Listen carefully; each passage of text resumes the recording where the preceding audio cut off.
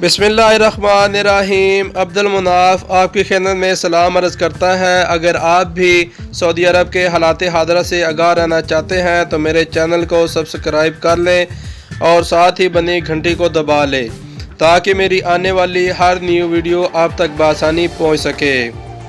यकीनन जो मैं ख़बर देने जा रहा हूं, जो सच्चा मुसलमान है उसके दिल को ठेस पहुंचेगी।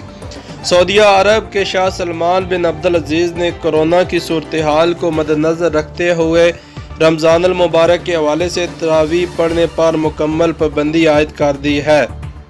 कर्फ्यू पहले से ही आपको पता है था हुक्म सानी नाफज कर दिया गया था।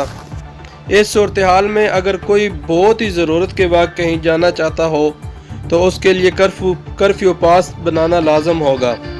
यकीनन ये ख़बर सुनकर हर मुसलमान के दिल को बहुत ज़्यादा ठेस पहुंची होगी जो सऊदी अरब के अंदर रह रहे हैं। अल्लाह ताला से हमारी दुआ है, हमारी इल्तिजा है कि इस कोरोना से हमारी जान छूटे, हम अपनी मस्जिदों और अपनी इबादत गाहों में जा सकें और इबादत कर सकें। बस अल्लाह ताला से हमारी यही दुआ है कि जल्द अज जल्द इस कोरोना से जान छूट जाए और हम अपनी मस्जिदों तक पहुँच सकें।